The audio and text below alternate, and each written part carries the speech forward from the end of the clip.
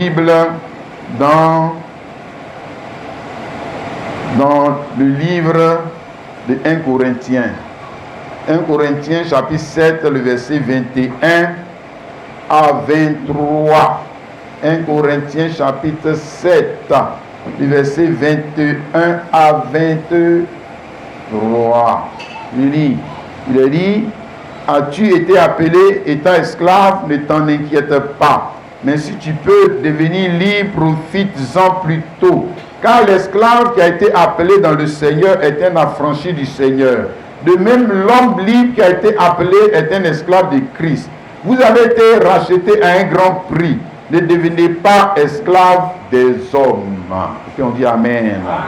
Vous asseoir. Alors, ce matin, nous allons continuer on va dire quoi, étudier le sujet que nous avons commencé le dimanche dernier, relatif à la Bible et l'esclavage. C'est-à-dire, qu'est-ce que la Bible nous enseigne sur l'esclavage, ou alors on va dire quel est l'enseignement de la Bible relatif à l'esclavage. Et nous avons vu que la Bible nous présente 3 formes d'esclavage. La première forme, ou la première notion de l'esclavage, on dit Exode 21, le verset 16, c'est l'esclavage qui est interdit.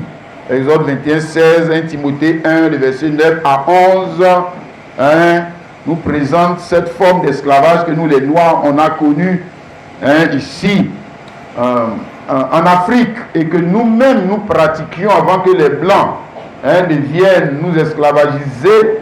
Nous-mêmes on pratiquait cette forme d'esclavage. Maintenant nous devons savoir que selon la loi et l'évangile, cette forme d'esclavage était interdite dans la Bible. La Bible n'enseignait pas cette forme d'esclavage, ou ne permettait pas cette forme d'esclavage. Ça ne veut pas dire que les gens ne pouvaient pas la pratiquer. Si les gens qui sont, on va dire quoi, on va dire charnels, eux pratiquaient cette forme d'esclavage. C'est comme la Bible interdit l'homosexualité, mais il y a des homosexuels, il y a même des églises homosexuelles, ils ont Bible, mais ce que la Bible interdit là, c'est ce qu'ils font. C'est ce qu'ils font. Donc le fait que la Bible dit que c'est interdit ne veut pas dire qu'on ne peut pas voir des gens qui prétendent être des chrétiens qui aient pratiqué cet esclavage-là, notamment les prêtres et tous ceux qui sont venus avec la Bible dans leurs mains, mais qui ont pratiqué cette forme d'esclavage. Ça ne veut pas dire que c'est ce que Dieu a dit de faire. Amen. Amen. Voilà, donc nous avons maintenant la deuxième notion de l'esclavage. On dit que c'est l'esclavage qui est volonté permissive. Parce que là, nous rentrons dans la loi de Moïse. Et dans la loi de Moïse, vous avez la volonté permissive. Et dans cette volonté permissive, c'est-à-dire Dieu permettait cette forme d'esclavage qui était réglementée par la parole du Seigneur. Ils ont lu Lévitique 25, le verset 47, et 2 Rois, le verset 4, le chapitre 4, pardon, le verset 1, c'est-à-dire un homme de lui-même pouvait décider de se vendre comme esclave pour des raisons de survie. Pour des raisons de survie, moi-même je décide d'être esclave. Ou alors je peux réduire quelqu'un à l'esclavage pour le remboursement d'une dette. Donc tu me dois, et donc comment je vais faire pour recouvrer mon argent? Mais je te rends esclave, ou bien je prends de tes enfants esclaves qui va travailler pour moi jusqu'à ce que la dette soit épurée, complètement épurée. Ok? Ça c'était la deuxième notion d'esclavage, où c'était volonté permissive de Dieu. Et comme c'était volonté permissive de Dieu, il y avait une réglementation de cette forme d'esclavage, parce que l'esclave en ce temps-là, dans cette notion-là, avait des droits. Il avait des droits. Mais l'autre premier là, l'esclavage sauvage là, il n'y avait pas de droits. C'est ça que Dieu interdisait. Et puis nous avons la troisième notion de l'esclavage, sur laquelle nous allons encore revenir ce matin. C'est l'esclavage qui était recommandé. C'est-à-dire Dieu lui-même te dit que mon frère, il faut devenir esclave. C'est Dieu lui-même qui te dit qu'il faut devenir esclave.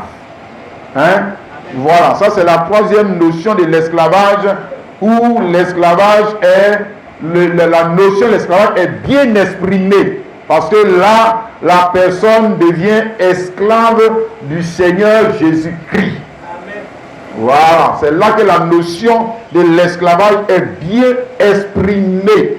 L'idée qui est cachée derrière, qui était mal exprimée dans la première notion, très mal exprimée dans la première notion, dans la deuxième notion encore, bon, il y avait encore des fautes.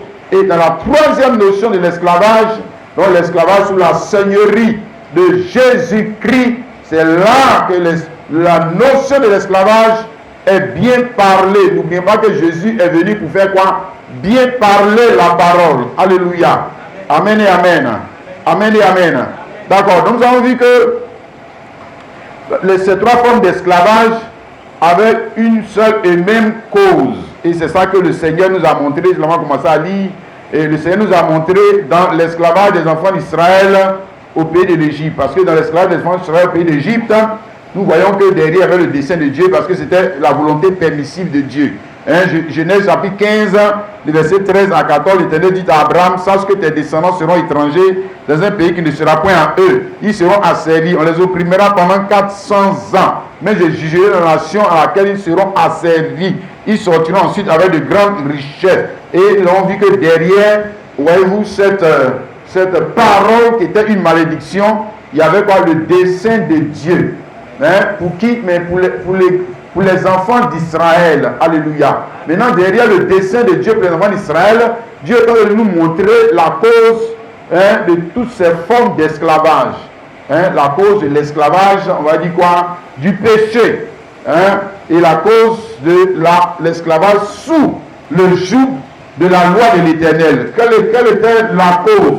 Mais la cause, c'est l'alliance du sexe qui a été choisie par les premiers couples humains. Comment ont-ils choisi d'avoir leurs enfants? Voilà. Donc, la manière dont ils ont eu leurs enfants là, a fait entrer dans le monde la première notion de l'esclavage qui est quoi? La servitude du péché. La servitude du péché. Tous les hommes sont tombés sous le pouvoir de la servitude du péché. Pourquoi? Parce que les premiers hommes nous ont vendus. Romains 7, le verset 14. Nous savons en effet que la loi est spirituelle. Mais moi je suis charnel, vendu au péché. Et qui nous a vendus? Qui? C'est qui?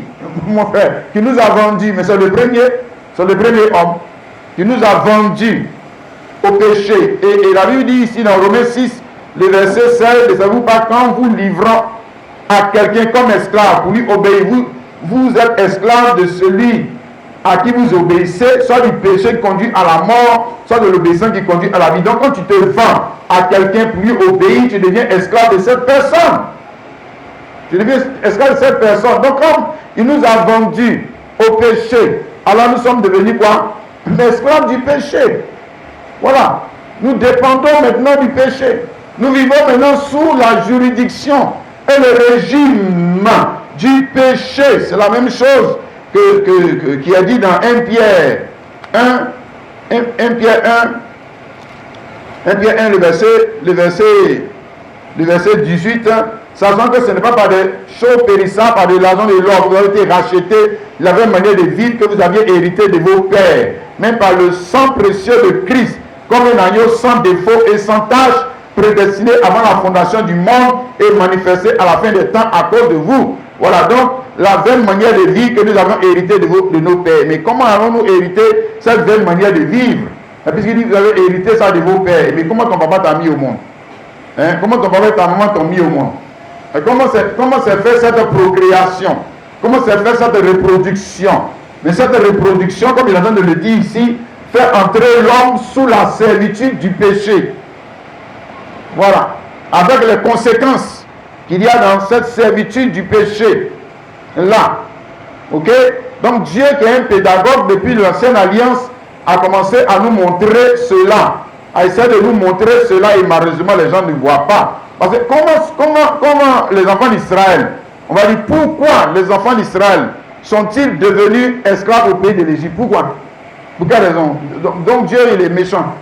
Il est souvent méchant. Il dit que bon, vous allez être esclaves là-bas. Mais pourquoi? Pourquoi? Il y a une raison. Il y a une raison puis un dessein. Voilà, donc la raison est que ici il y a une alliance. Il y a une alliance qu'il fait avec Abraham. Et cette alliance est pour Abraham et sa descendance qui va sortir de lui. Maintenant, cette descendance qui va sortir de lui est prédestinée à faire quoi? Mais à être esclave. À être esclave. Mais à cause de quoi? Mais à cause de l'alliance. C'est à cause de l'alliance. Ils sont devenus esclaves au pays de l'Égypte. C'est à cause de l'alliance, mais l'alliance, c'est quoi? L'alliance du sexe, c'était l'alliance de la circoncision. Tu sais ça, non? C'était l'alliance de la circoncision. Non, c'est à cause de l'alliance de la circoncision qu'ils sont devenus esclaves au pays de l'Égypte. Voilà. Il n'y a pas d'autre raison à chercher. Non. Autrement, c'est que Dieu est méchant. Voilà, maintenant, derrière cette raison, cette raison-là, il y a un dessein. Hein? Il y a un dessein. C'est ça? Et le dessein, c'était de les racheter. Hein? De les racheter. Et puis, maintenant, lui, il allait devenir quoi?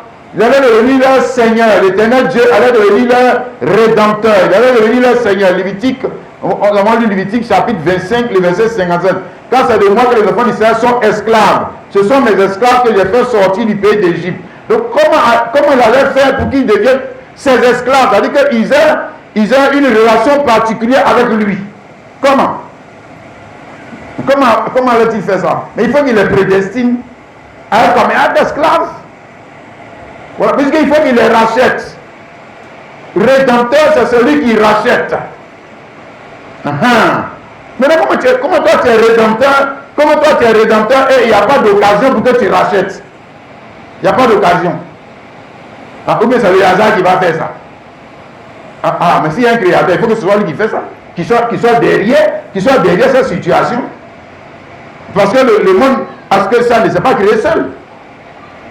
Et les événements qui sont dans ce monde-là, relatifs à l'enfant de Dieu, au serviteur de Dieu, mais ces événements ne sont pas le fruit du hasard. Non. Il y a quelqu'un derrière. Ésaïe 44, le verset 6, il dit: ainsi par l'Éternel, roi d'Israël, et son rédempteur. Maintenant, il dit: je suis votre rédempteur. Mais rédempteur, ça veut dire quoi? Rédempteur, ça veut dire quoi? Ça veut dire que quelqu'un te rachète de l'esclavage. De l'esclavage.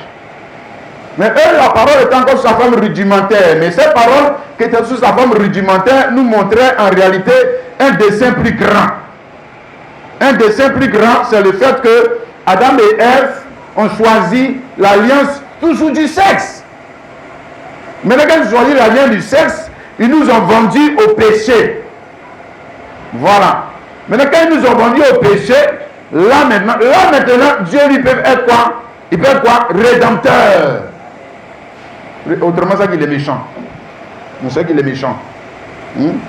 Là, j'ai dit là, non. Mais autrement, ça qu'il est méchant. Voilà. Alléluia.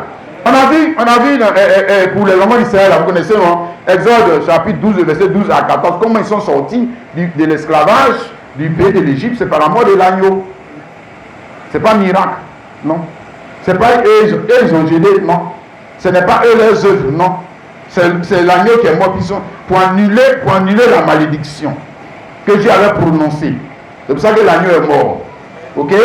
Et pour nous, on a vu que dans 1 Pierre 1, le verset 18 à 20, on nous dit qu'on parle de Jésus comme étant un agneau sans défaut.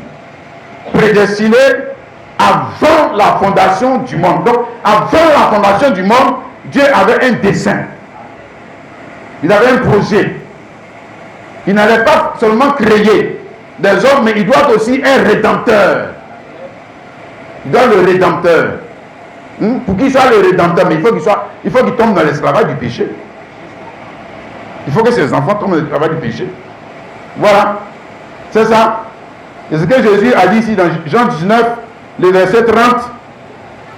Jean 19, verset 30, quand il eut pris le vinaigre, il dit: tout est accompli. Et en baissant la tête, il rendit l'esprit. Donc sur la croix, il dit: tout est accompli. Qu'est-ce qui est accompli? Mais ce qui est accompli là, c'est l'esclavage premier interdit là, qui est accompli. L'esclavage, encore même volonté permissive, c'est ça qui est accompli. C'est accompli maintenant. Bon, si c'est accompli, il est venu pour accomplir et corriger.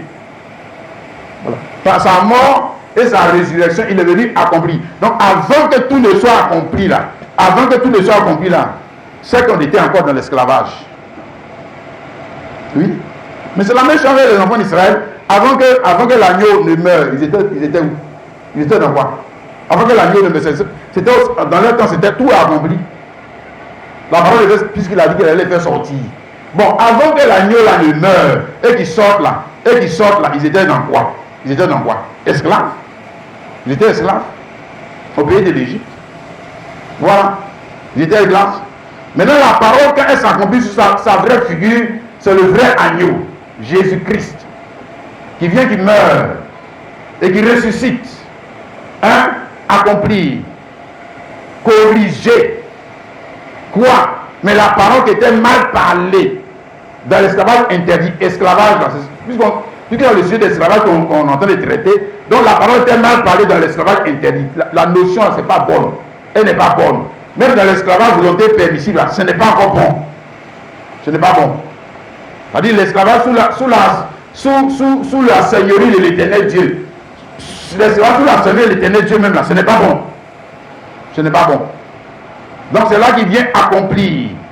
Oh, alléluia. Et puis nous sortir de là. C'est ça qu'il a monté en titre avec le monde d'Israël au pays de l'Égypte. Maintenant lui, il nous sort pas pour aller dans un pays terrestre, mais pour aller dans la Jérusalem d'en haut. La femme d'en haut. C'est elle qui est la femme libre. Nous avons lu ça dans les autres leçons, je reviens dessus, dans Galates chapitre 4, le verset 31. C'est pourquoi, frères, ne sont pas enfants de l'esclave, mais de la femme libre. Donc, on parle ici de deux femmes, c'est-à-dire Sarah et Agar. Agar, qui est le type de la femme d'en bas. Et nous avons vu que comment tu deviens, comment on va dire, enfant de la femme. Femme, c'est nation. Nation. Comment tu deviens enfant de la Côte d'Ivoire? Mais c'est le sexe. C'est le sexe. Ton papa et ta maman n'ont pas bu l'eau, n'ont pas prié, puis toi tu es né. C'est le sexe. C'est comme ça que tu deviens enfant de la femme d'en bas. Or, la femme d'en bas, ses enfants sont quoi? Esclaves. Ce sont des esclaves. Ce sont des esclaves. Voilà. Hein? Alléluia. Maintenant, par la foi en la parole, en l'évangile de Jésus-Christ, mort, ressuscité, tu deviens maintenant enfant de la... C'est-à-dire que tu es né d'en haut. Donc tu appartiens maintenant à la nation d'en haut. Et la nation d'en haut là, et les enfants, c'est-à-dire nous avons bien parlé, hein, et ils sont libres. Quand on dit libres là, c'est-à-dire qu'ils sont libres des contraintes de la loi. Ils sont libres, sinon ils ne sont pas libres de Jésus-Christ. Non. Ils sont libres de l'autre, maintenant ils deviennent esclaves de Jésus-Christ. Et comme ils sont esclaves de Jésus-Christ, ils sont dans la vraie liberté. Dans la vraie liberté. Ok? Jean 8, le verset 32. Vous connaîtrez la vérité vous affranchira. Notamment la vérité relative à la notion de l'esclavage. Vous connaîtrez la vérité vous affranchira. Mais qui est venu pour nous révéler la vérité relative au dessein de Dieu? Qui est venu pour nous révéler la vérité? C'est Jésus-Christ. C'est Jésus-Christ. C'est lui. Voilà. Le chemin, la vérité et la vie, ou aussi l'esprit de vérité. Maintenant, il lui répondit, nous sommes la pensée d'Abraham et nous ne fûmes jamais esclaves de personne. Comment dites-vous vous deviendrez libre? En vérité, je vous le dis, leur répliqua Jésus. Quiconque se livre au péché, esclave du péché. Quiconque, ça dit que c'est sa vie qui est là, le péché, c'est sa vie, c'est-à-dire qu'il ne peut pas ne pas pécher. Jean, tu as vu, non, j'ai prêché. Quand on va sortir là, lui sans péché. Oui. C'est un esclave. Voilà. C'est-à-dire que c'est que le gars qui le domine, le désir qui le domine est plus fort, est plus fort que lui-même, est plus fort que lui-même. Est plus fort que lui-même. Si, est plus fort que lui-même. Mais il est en danger. Il est en danger et il ne le voit pas. Il est en danger et il ne le voit pas. Il est en danger. Oui, puisque tout ce qu'il fait, c'est pour blesser Jésus. Tout ce qu'il fait, c'est pour humilier Jésus. C'est-à-dire qu'il est toujours dans la belligérance avec Jésus. Il est toujours. Il n'est pas réconcilié avec lui. Alors, si tu es réconcilié avec quelqu'un, tu ne vas pas l'insulter. Si tu es réconcilié avec quelqu'un, tu ne vas pas le blesser. Non. C'est que tu es son ennemi. Vous êtes ennemis pour l'instant. Et tu n'es pas encore tombé. Hein? Tu n'as pas encore capitulé sous la victoire de Jésus-Christ. Hein? C'est-à-dire que Jésus ne t'a pas encore vaincu. Il ne t'a pas encore vaincu. Ensuite, il ne t'a pas encore vaincu. Donc tu n'es pas. Parce que pour que tu deviennes son esclave, il faut que Jésus-Christ puisse te vaincre. Pour que je répète, le frère, pour que tu sois esclave du péché, le péché t'a vaincu. Ah, le péché t'a vaincu. Pour que tu sois esclave de Jésus, il faut que Jésus puisse te vaincre. Oui. Sinon, c'est pas vrai, tu vas venir à l'église des gens, c'est tout. Et puis c'est fini. Et puis après, tu vas en fesse. Et puis ça fait quoi? Ça fait quoi, Guy? Ça fait rien. Voilà, donc c'est de ça que Jésus a dit que Jésus, en fait, je vous le dis, quiconque se livre au péché, esclave du péché. Or, l'esclave ne peut pas toujours dans la maison. L'esclave n'est pas de l'autre toujours, parce qu'un jour, on va le vendre. Un jour, on va le vendre. Oui, mais c'est ça l'esclavage. Un jour, on va te vendre. Oui, on va te donner à quelqu'un d'autre. Mais pour ne pas devoir te donner à ton papa. Or, l'esclave n'est pas tout dans la maison, mais le fils, il demeure toujours. Le fils a lui aussi l'esclave. Le fils a lui l'esclave, mais lui, il a une autre rang de la relation avec le père. L'esclave, là aussi, c'est comme le boy. Le boy, l'esclave, le fils, tout ça, ce sont des esclaves. Mais c'est des mots qui n'ont pas la même signification qu'il s'agit du fils, qu'il s'agit de la servante, qu'il s'agit du chauffeur, qu'il s'agit même de l'épouse. Même l'épouse, c'est une esclave. Si, elle est esclave de son mari. Elle est la servante de son mari. C'est toujours le même mot. Hein. Parce que le mot esclave, le mot esclave, en français, on dit serviteur. Si, fils est un serviteur. Mais il n'est pas serviteur du même rang que la domestique. Non. Mais ils sont tous deux serviteurs. La femme là aussi, c'est une servante. C'est une servante. Mais on n'est pas la même chose. On n'est pas la même chose parce qu'on n'est pas dans la même alliance. Et puis, on va le voir, ils n'ont pas les mêmes avantages. Ils n'ont pas les mêmes avantages. Donc, il faut savoir, toi, ton esclave, toi, tu es à quel niveau? Hein? Voilà. Verset 36. Sinon, le fils vous affranchit, vous serez réellement. Maintenant, tu vois ce que Jésus lui vient dire. Il n'a pas dit que vous serez libre. Non. Ici, il parlait avec qui? Il parlait aux Juifs, ils étaient déjà dans leur pays. Ils faisaient Pentecôte, ils faisaient sabbat, ils jeûnaient, ils faisaient carême, ils priaient, ils payaient les dîmes. Regarde, ils ne parlaient pas à des prostituées. Donc quand tu lis là, il ne faut pas dire que ce n'est pas à toi qu'il parle. Il ne parlait pas à des prostituées. Non. Il parlait à des gens, c'est que nous on fait, on dit on est chrétiens là. Il parlait à des gens qui faisaient ça. Voilà. Et puis il propose, il a dit que lui il va les rendre réellement libres. Quand tu lis le texte, ils ont été scandalisés. Ils ont été scandalisés de ce que, mais comment toi tu peux nous traiter d'esclaves? C'est pour ça qu'ils ont dit à Jésus, mais nous on n'a jamais été esclaves de quelqu'un. Parce que si tu dis que tu vas rendre réellement libre, ça veut dire que tu es en train de nous dire que nous sommes des esclaves. Mais si c'est nos parents là-bas qui ont été esclaves en Égypte, mais c'est comme aujourd'hui, nous qui sommes ici, les Noirs qui sont assis ici là, est-ce que toi tu te considères comme un esclave? Mais tu vas dire que ça c'est nos parents, ça c'est une vieille histoire, Moi je ne suis pas un esclave, moi je suis un Ivoirien. Et tu dis c'est un Américain, est-ce qu'il va te rire au nez? Hein? Voilà, parce qu'il se considère un homme libre. Un Français, mais lui-même il a dit, mais c'est la liberté. Hein? Donc il dit qu'il est libre. Hein? Mais si tu reviens dans le contexte, si effectivement Moïse les avait rendus réellement libres, et tous les libérateurs, les Samson, les Gédéons, les gens qui sont venus là, s'il les avait rendus réellement libres, comment Jésus lui peut leur proposer de les rendre réellement libres? C'est là. Voilà, c'est les Victor Scolcher et puis les autres là.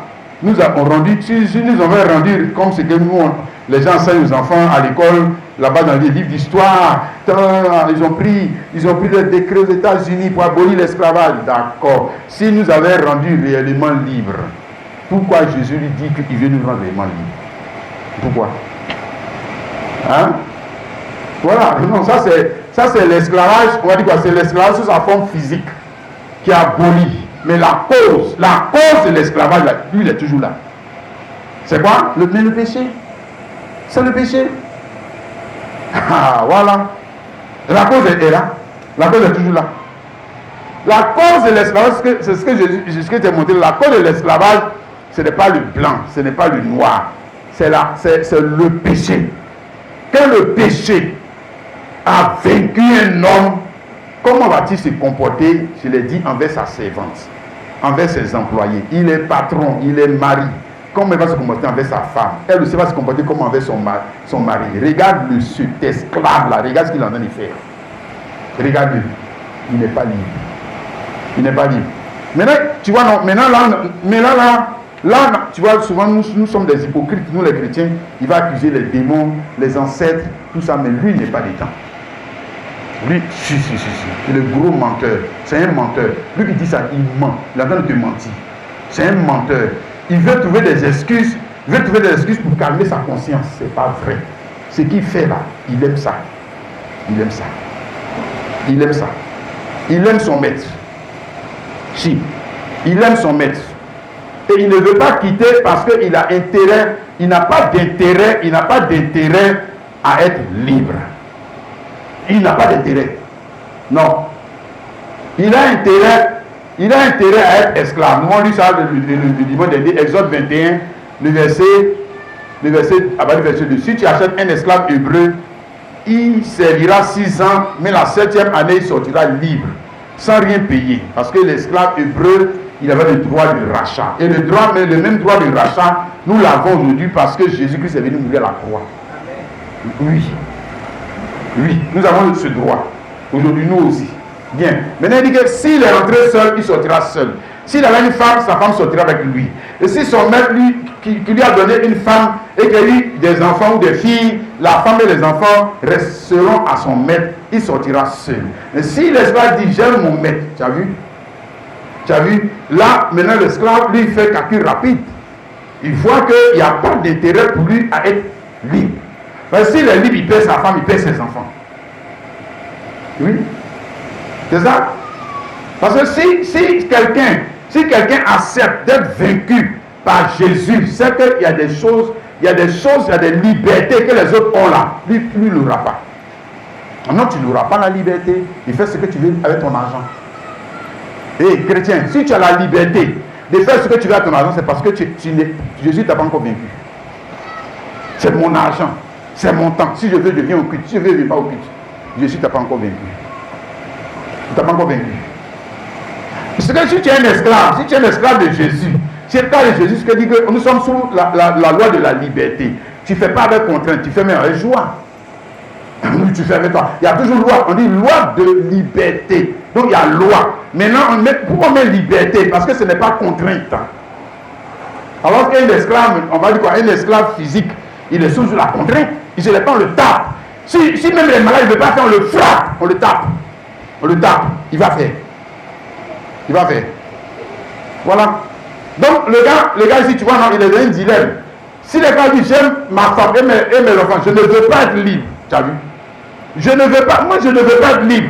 Alors son maître le conduira devant Dieu devant Dieu et le fera apposer de la porte ou du poteau, et son maître lui percera l'oreille avec un poinçon, et l'esclave sera pour toujours à son service. C'est-à-dire qu'il a annulé, il a vendu son droit de rachat. Si, il a vendu. Il a vendu son droit de rachat. Dis-moi, je n'en veux pas. Pourquoi? Mais si je suis libre, je vais perdre ma femme. Si je suis libre, je vais perdre mes enfants. Si je suis libre, je vais perdre la go là. Si je suis libre, je vais perdre la fille là. Si je suis libre, je vais perdre cette affaire. Si je suis libre, si les gens font ça. Aujourd'hui, ils font ça. Et ils viennent s'asseoir dans l'église. Ils font ça. Ils sont dans ça. Ils font. Si. Il ne veut pas être libre. Il regarde ce qu'il perd là. Pour lui, ce qu'il perd est plus important que ce qu'il gagne en étant esclave de Jésus. Si. Et si tu dois forcément perdre quelque chose. L'esclave de Jésus, c'est que tu as perdu quelque chose. C'est que Jésus t'a vaincu. Hein? Mon frère, ma soeur, regarde. Ici, ces gens, comme on a vu dans le truc là, ils ont été scandalisés, comme j'ai dit, par le fait que Jésus dit que je vais vous rendre réellement libre. Mais c'est ça. Un homme réellement libre, c'est une personne qui est libre des conséquences de la servitude du péché. Pas seulement de la servitude du péché, mais les conséquences. Parce que dans la servitude du péché, il y a des conséquences. Nous aussi, il est libre de la servitude de la loi, ou du non-accomplissement de la loi, ou le non-accomplissement de la loi de Moïse avec des conséquences. Hein? Ce qu'on a vu dans les autres, ça veut dire que tu continues de faire sacrifice, tu continues de payer dîmes, tu continues d'aller à Jérusalem.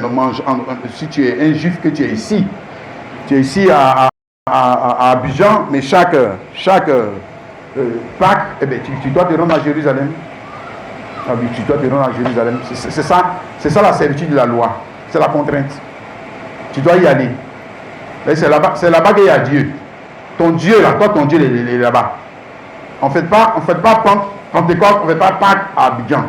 On ne fait pas faire de Soukot à Abidjan. Arrêtez de nous mentir, là, vous, là, les menteurs, là. Non, on fait ça à Jérusalem. Donc, si tu veux faire ça, va à Jérusalem. Va là-bas. C'est là-bas qu'on se réunit. Pour faire toutes ces fêtes-là. Tu vois le frère et la sœur. Or, c'est pour ça que Jésus-Christ devait venir pour nous libérer. Hein? On dit des conséquences, hein, de la servitude du péché. Hein? Conséquences de la servitude du péché, vous avez ça dans Romains 3, le verset 23. Car tous son péché sont privés de la gloire de Dieu. Les conséquences de la servitude, tu as vu ça avec Adam et Ève, non. Les conséquences de la servitude du péché, mais privés de la gloire de Dieu. Ils sont privés de la gloire de Dieu. Ne pas dire qu'ils sont privés du mariage, non. C'est-à-dire que ce que tu fais là, ça va finir. Ça va finir. C'est pas éternel. Ça va finir. Ça va finir, puis on va voir. Tu crois que tu as l'argent, tu crois que tu es prospère, tu crois que tu as réussi. Ce que tu fais là, ça va finir. Un jour tu vas perdre ton mariage, un jour tu vas perdre ton travail, un jour tu vas perdre la vie. C'est ça, priver la gloire de Dieu, parce que tu vas mourir. Tu vas mourir. Adam et Ève sont pas morts. Ils sont pas morts seulement parce qu'ils ont péché, mais parce qu'ils étaient privés de la gloire de Dieu. Il faut bien lire la Bible là. Non, c'est pas seulement parce qu'ils ont péché. Non. Parce qu'on les a chassés de la présence de Dieu. Comme ça, ils sont morts. Il a vécu une vie jusqu'à il va mourir. Il va mourir. Fêtez vos tonnerres de vos grands-pères, vos aïeuls qui ont fait 200 ans, 400 ans, mais il va mourir. Tu vas mourir. Et tu vas voir dedans. Ah ouais, si. Voilà, donc privé, et le gars est privé de la gloire de Dieu. Hein? Il est privé de la gloire de Dieu. Et ça, c'est une conséquence. Hein? Conséquence de quoi? La servitude du péché. Le péché te cache Dieu. Le péché te prive de Dieu. Oui. Parce que tu as fait ton choix, non? Tu as fait ton choix, non? Tu voulais la chose, on dit ne prends pas. Tu dis moi je vais prendre. Quand tu prends, c'est que c'est Dieu que tu perds. Mais tu ne peux pas prendre la chose et puis prendre Dieu en même temps. C'est pas possible. C'est pas possible. Il faut être quand même intelligent. Je vais prendre et puis Dieu est quand même là. Tu prends, c'est Dieu que tu perds. Oui. Le frère, tu perds la gloire de Dieu. Tu perds la présence de Dieu. Tu perds la crainte de Dieu. Tu perds les choses éternelles, tu les perds. Et qu'est-ce que tu veux? Tu veux avoir les deux? Ah, ouais, dis quoi, ça c'est quel bouffé ça? Quand même, toi aussi. C'est pas vrai? Ça c'est les gens qui veulent se mettre dans l'illusion là, qu'on est dans la grâce. Même si ils prennent les trucs dans la grâce, quelle grâce? Est-ce que la grâce a dit d'aller faire ça? Hein? Romains 8, le verset 1. Il n'y a donc maintenant aucune condamnation pour ceux qui sont en Jésus-Christ. Donc pour ceux qui sont en Jésus-Christ. Donc ceux qui ne sont pas en Jésus-Christ, il y a condamnation. Il y a condamnation. Voilà, si. Voilà. Ils sont condamnés, c'est condamnation à mort. Tu es condamné à mourir. Tu vas mourir. Tu vas mourir. Et tu vas rester toute ta vie. Tu vas rester toute ta vie esclave du péché, mais tu vas mourir. Hein? Voilà, donc ces condamnations étaient sur notre tête. Voilà, malgré les Salomon qui ont eu l'argent, ils ont eu les femmes, ils ont eu ça, mais il y avait condamnation, monsieur. Il y avait condamnation sur la tête, donc il fallait un rédempteur. Or, ces choses que nous sommes t'expliquer ont été faites à dessein, pour que Dieu soit maintenant le rédempteur, et que la parole soit bien parlée. Hein? Alléluia. Amen. Amen. Pour qui? Mais pour celui qui capitule devant la Seigneurie de Jésus. C'est lui qu'on rachète. Oui. Ah, parce qu'il est en train de se battre avec Jésus. Et puis maintenant, après, il reconnaît la Seigneurie de Jésus. Mais c'est ce qu'il avait dit. Mais comment les Blancs là, ont pris nos parents pour aller à l'esclavage? Ils n'ont pas capitulé. On peut rendre quelqu'un esclave avant que la personne ne soit vaincue. On peut faire ça. C'est qu'il est plus fort que toi. Ou alors c'est que toi-même tu décides d'être son esclave pour que tu sois sauvé. Pour que tu aies la vie. Là tu es intelligent. Voilà, tu es une personne intelligente. C'est ça? Mais tu continues de te battre. Tu continues de lutter. Tu continues de contester. Tu continues de faire ce que il dit de ne pas faire. À la fin du combat, là, qui va gagner? C'est toi. C'est toi qui vas gagner. Et c'est ce que tu crois. Mais les Blancs sont venus, on n'a pas pu gagner. C'est comme Jésus, tu vas gagner. Oh. Ton combat là est voué à l'échec. Et Actes chapitre 9, le verset 1 à 6. Cependant, Saul respirait encore la menace et le meurtre contre les disciples du Seigneur. S'est rendu chez le souverain sacrificateur et lui demanda les lettres pour les synagogues du Damas afin que s'il trouvait des partisans de la nouvelle doctrine, hommes ou femmes, il les amena liés à Jérusalem. Donc, Saul de Tarse, il était en belligérance avec Jésus et les disciples de Jésus et l'église de Jésus. Pourquoi? Parce qu'il était esclave de l'éternel Dieu, monsieur, et de sa loi. Non, sinon, il était sous le joug de qui? L'éternel Dieu. Alors, tu sais bien que c'était un juif, non? Voilà, donc, étant sous le joug de la loi, il faisait la guerre à Jésus-Christ. C'est ce que je dis là, non? On va voir un homme qui est sous esclave du péché, ou esclave de la loi, il va faire la guerre à qui? Ou esclave de sa propre volonté, il va faire la guerre à qui? Il fait la guerre à Jésus. Il fait la guerre à Jésus. Lui, il est en parlant avec qui? Il est en belligérance avec qui? Lui, est-ce que lui peut combattre les démons? Il combat Jésus. Les démons sont ses amis. Le diable c'est son ami. Les sorciers sont ses amis. Les êtres de la chasse sont ses amis. C'est deux qui tirent son bonheur. Et il va les combattre. Non. Il ne combat pas les autres. Il combat Jésus. Voilà. Comme ici sont les tasses. Il combat Jésus. Tu comprends le frère et la soeur? Combien de personnes aujourd'hui qui sont dans les églises et qui en réalité dans le combat qui sont dans les mêlées, c'est pas le combat, on combat les brahmanistes. Non, on combat la doctrine de Daniel. Non, tu combats Jésus. Tu combats Jésus. Parce que c'est la doctrine de Jésus que ce monsieur prêche. Et puis tu le combats. C'est que tu combats Jésus. Et maintenant, pourquoi tu combats Jésus? Parce que tu es esclave du péché. Voilà. Ton maître, c'est le diable. C'est le péché. C'est à lui que tu es soumis. Voilà. Où on va dire même à tes propres désirs. Que tu es soumis. Regarde, la vie dans laquelle on est là, c'est là, on dit que la vie est un combat. Mais toi, tu combats qui? Toi, tu combats qui? Ah, voilà. Chacun combat pour ses intérêts. Comme on dit, chacun combat pour ses intérêts. Mais quand dans le combat pour tes intérêts là, toi, tu combats qui? Tu combats qui? Le diable. Toi, tu peux combattre le diable. D'ailleurs, la Bible dit que pour résister au diable, il faut se soumettre à Dieu. Donc, pour résister même au diable, il faut se soumettre à Dieu. Pour résister au diable, il faut tomber sous le coup. Il faut tomber sous le coup du dictat, de la parole, de la seigneurie de Jésus. Pour résister au diable. Pour lui, ça c'est résister. On n'a pas dit que tu as commencé à le combattre. Résister. C'est que tu es sous le joug de quelqu'un d'autre. Sinon, même résister, tu ne peux pas. Ce n'est pas possible.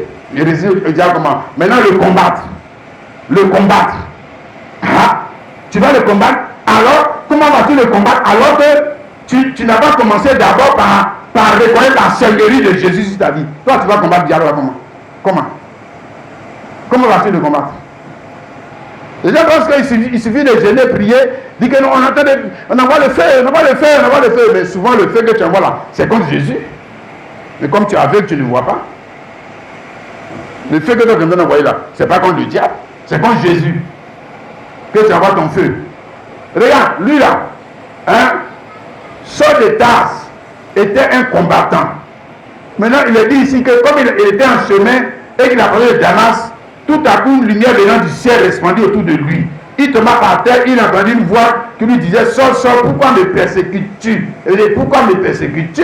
Alors que ceux qui persécutaient ces gens et les autres qui persécutaient, et vous m'avez dit qu'ils combattaient.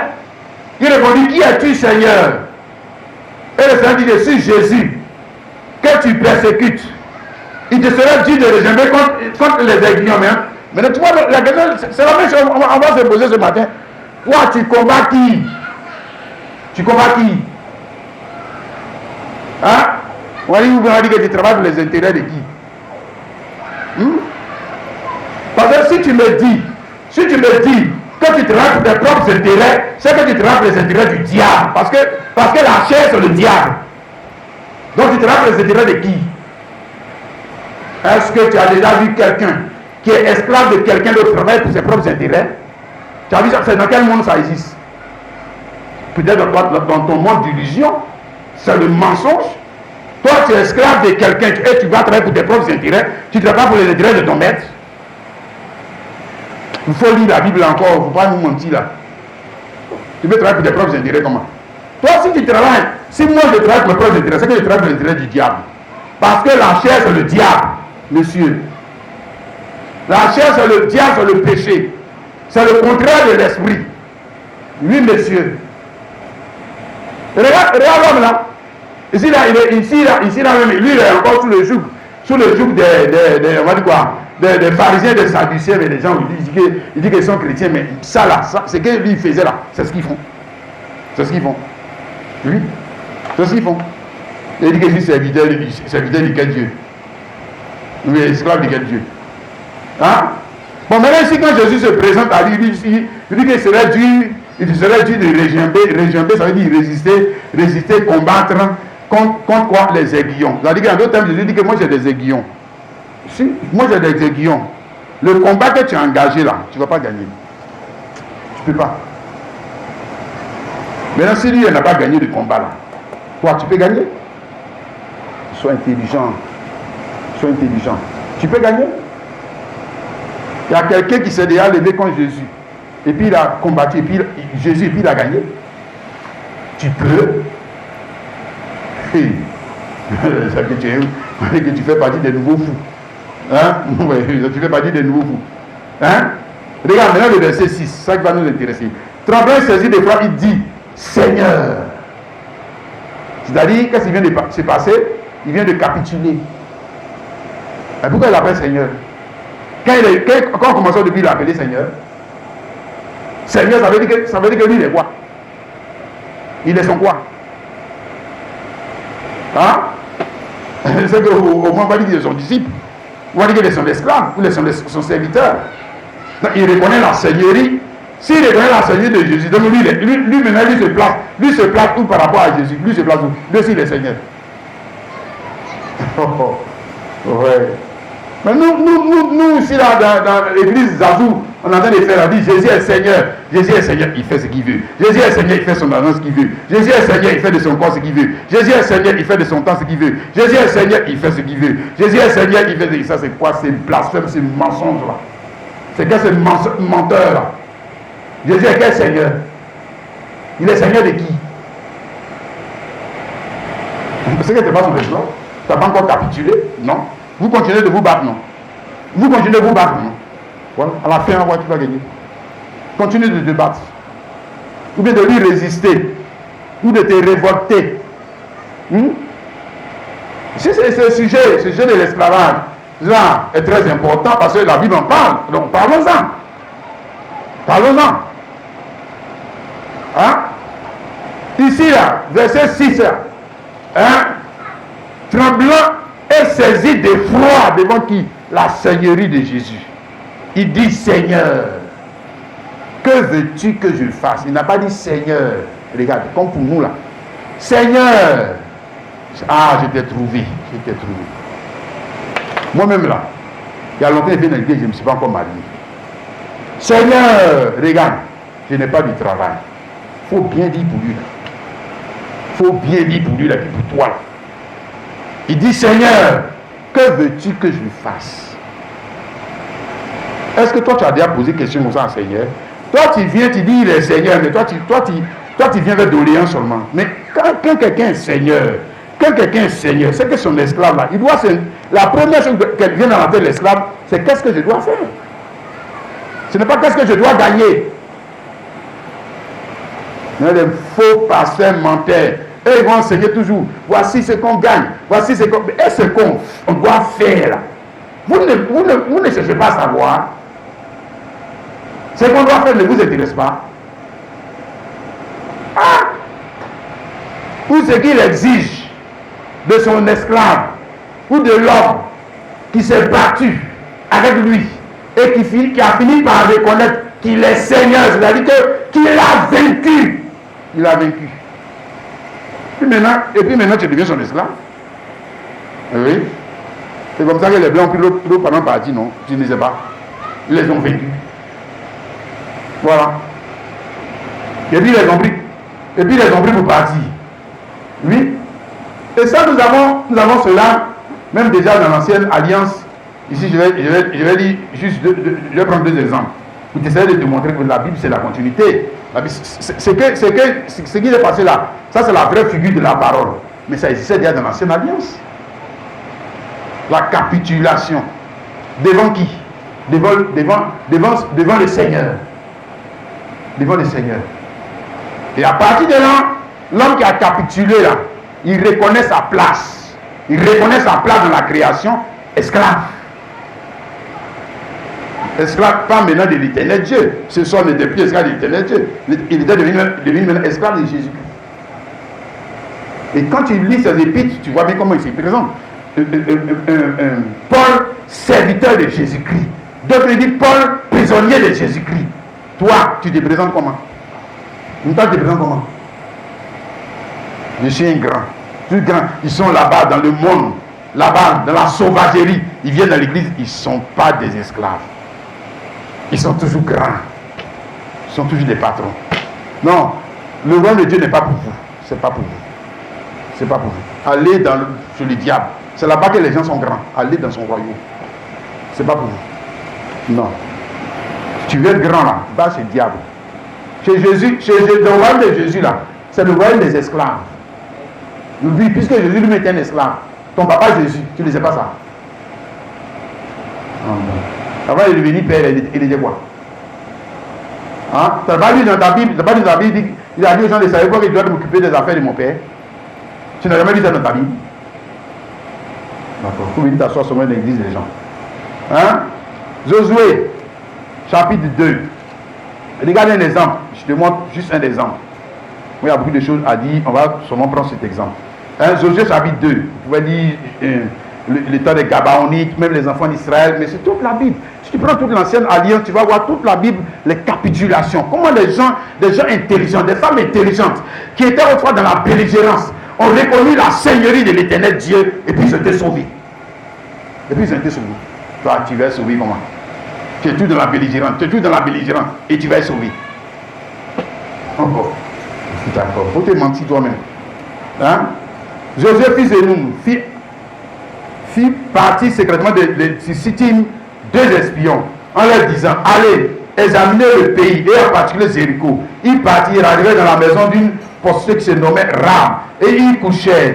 On dit au roi de Jéricho, vois des hommes, donc les enfants d'Israël sont arrivés ici cette nuit pour explorer le pays. Le roi envoya dire à Ram, fais sortir les hommes qui sont venus vers toi, qui sont entrés dans ta maison. Et quand c'est pour explorer le pays qui sont venus, la femme prit les 2 hommes et les cacha. Et elle dit, il est vrai que ces hommes sont arrivés chez moi, mais je ne sais d'où ils étaient. Alléluia.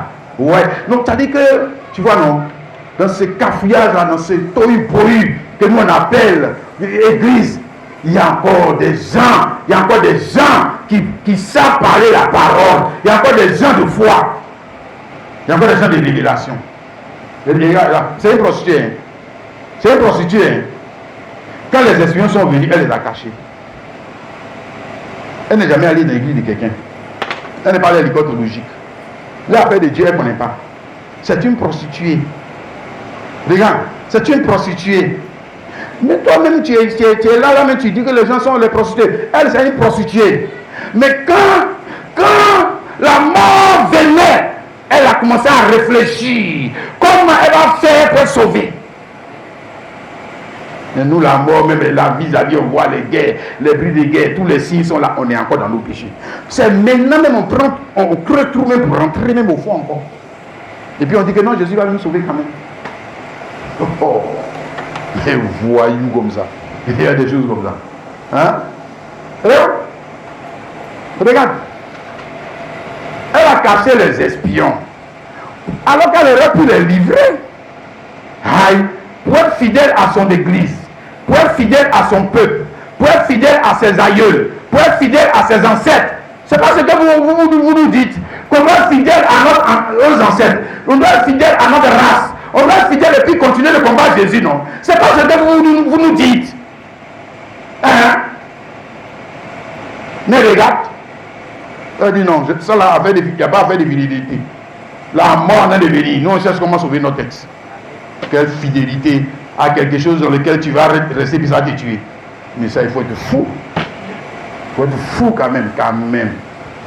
Oh, oh. Elle a, c'est calcul rapide. Elle a vu son intérêt. Quand même. Mon intérêt n'est plus d'être prostitué. Mon intérêt n'est plus d'être idolâtre. Mon intérêt n'est plus, parce que si je reste dans ça, je vais mourir.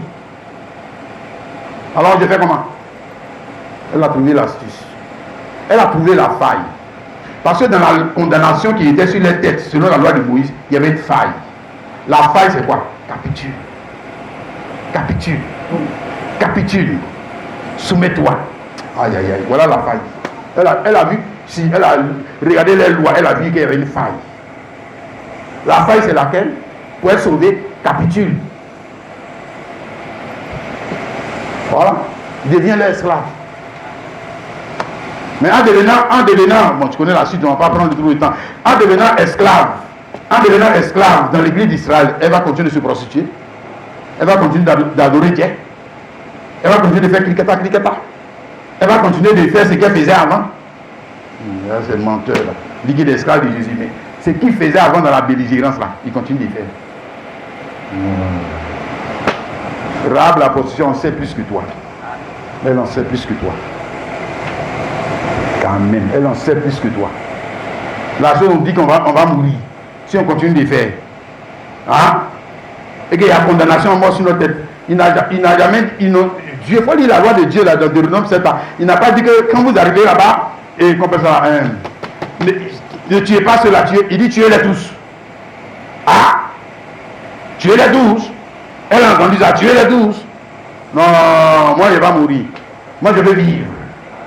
Et pour vivre, il faut faire quoi? Mais capituler. Arrête la belligérance. Ah, toi aussi. Capitule.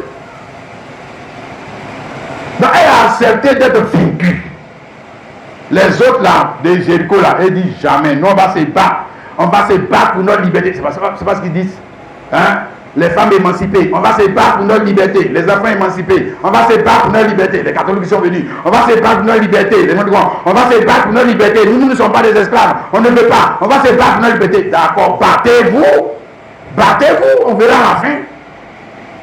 Continuez de te battre pour ta liberté. Et puis liberté de quoi? Liberté de mentir, liberté de voler, liberté de te prostituer, liberté de tromper ta femme. C'est pour ça que tu te bats. Quel honneur il y a dans ces gens de combat? Il y a quel honneur dans ça? Il y a quel honneur dedans? Quand même. Ah, les faux combats, c'est pour ça que Paul a dit il faut combattre le bon combat. Il y a des combats qui sont des faux combats. Il y a des combats même qui font honte. Hein? Si, il y a des combats qui font honte. Parce que, genre, ça veut dire qu'il n'y a pas d'honneur dedans. Même quand tu gagnes, quand tu as la victoire, d'avoir trompé, quand tu as la victoire d'avoir volé, quand tu as la victoire d'avoir fait le mal, est-ce que tu peux venir te mettre ici et puis rendre témoignage que moi j'étais allé là-bas, voilà, j'ai trompé la fille, là, puis j'allais coucher avec elle. Tu peux venir faire ça? Toi, mais tu n'as pas honte. Tu peux faire ça? Tu peux aller devant ta femme pour rendre ce témoignage? Tu peux aller devant tes enfants pour rendre ce témoignage? Tu es fier de toi-même? Ah, quand même. C'est de ça qu'on va parler. C'est-à-dire, si tu peux parler des choses qui sont élogieuses, de ceux qui vont te grandir, mais ça, tu ne peux pas parler de ça. Tu ne peux pas parler de ça. Non. Tu caches. Cette partie de ton personnage là, tu caches. Parce que ton mec, c'est que ça fait honte. On n'est pas glorifié. On n'a pas lu le dimanche dernier, 2 Pierre 2, le verset, dit chacun est esclave de ce qui a triomphé de lui. C'est ça? Oui, c'est vrai. Chacun est esclave de ce qui a triomphé de lui. Mais est-ce qu'il y a de l'honneur à être esclave du péché? Esclave de l'adultère, esclave du mensonge, esclave du vol, esclave de la drogue, esclave de la cigarette, esclave de l'alcool. Il y a honneur des temps. Bon, si il y a honneur des noms, viens rendre moi de ça. Viens rendre moi de ça. Viens. Il commence à publier partout que tu es un voleur. Oui, si, c'est une bonne nouvelle, non? Il commence à dire à tout le monde. Non, ça fait honte. Il n'y a pas d'honneur, je te dis, frère. Il n'y a pas d'honneur pour quelqu'un qui a été vaincu par le péché. Il n'y a pas d'honneur. Pas, aucun honneur. Hein? Nos parents ici, ils sont venus, les blancs sont venus là, ils les ont vaincus, ils les ont pris parti. Et quand nous-mêmes, cette partie de notre vie, là, est-ce que nous-mêmes les noirs, même qui ne sommes pas esclaves, est-ce que nous on est fiers de ça? Hein? On parle de ça en se glorifiant. Non, on a perdu. On a perdu une bataille. Et puis les conséquences aussi ont suivi. Voilà. Qui est-ce qui est fier? Qui est-ce qui est fier d'être un homme vaincu par le péché? Il lève la main. Il dit, moi je suis fier. Ouais, le péché m'a vaincu, je suis content. Non. On sait qu'il n'y a pas d'avantage dans ça. Mais on dit que les avantages sont des hommes sont éphémères. Sont éphémères, ce que tu as fait là même là. Est-ce que le goût même est encore là? Est-ce que la joie est encore là? C'est fini. Mais tu vas recommencer. Tu vas recommencer. Et pourquoi tu recommences? Parce que tu es un esclave. Tu es un esclave. C'est pour ça que tu recommences. Sinon tu as fait une fois, c'est fini. Voilà. Et tu te défais de ça. Et puis c'est terminé. Oh, que Dieu nous aide, mon frère, ma soeur. Amen. Luc chapitre 16, le verset 13. Luc 16, le verset 13. Hein, mon frère, sois vaincu, mais ne te laisse pas vaincre par le péché. Il faut te laisser vaincre par Jésus parce que c'est là que l'honneur se trouve. C'est là que l'homme devient grand. C'est là qu'il y a les avantages. C'est là qu'il y a les plus grandes promesses. Alléluia. Luc 16, le verset 13. Il dit, Luc 16, le verset 13. Nul serviteur ne peut servir 2 maîtres. Car où il haïra l'un et aimera l'autre, où il s'attachera à l'un et méprisera l'autre. Vous ne pouvez servir Dieu et mammon. Donc vous pouvez servir Jésus et, si ton argent est aussi Dieu, si toi-même tu es aussi Dieu, si tes ancêtres sont aussi Dieu, Dieu c'est objet d'adoration. Donc tu deviens esclave de cette chose ou de cette entité. Alors si tu peux pas servir, tu peux pas servir 2 maîtres. Non, tu vas servir 2 maîtres. C'est qu'il y a un qui est le maître chéri. Voilà, il y a un qui est le maître chéri. Voilà, c'est ça. Si c'est le péché, et puis Jésus, c'est forcément c'est le péché qui est le maître chéri. Si, c'est lui. C'est lui en fait qui est le vrai bête. Mais l'autre là, Jésus là, tu dis ça comme ça, pour paraître aussi, on va dire quoi, chrétien devant les gens. Mais en fait, c'est pas lui ton maître. C'est pas lui ton Seigneur. Tu n'es pas son esclave. Voilà. Tu n'es pas le produit de sa victoire sur le péché. Car nous sommes le produit de la victoire de Jésus sur le péché et sur la loi. C'est ça, esclave, messieurs.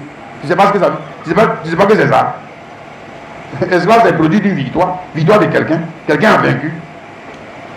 Voilà, c'est nous. Nous sommes le produit. C'est-à-dire, quand il a vaincu là, il a eu des esclaves. C'est nous. Voilà. Mais ça, il y a gloire dedans qu'on va avoir avantage.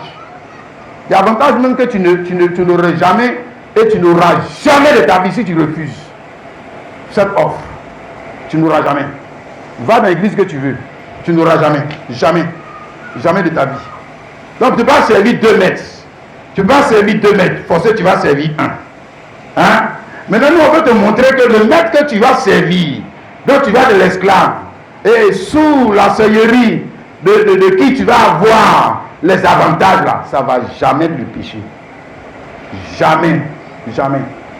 Jamais. Même avantage, vous m'avez dit quoi?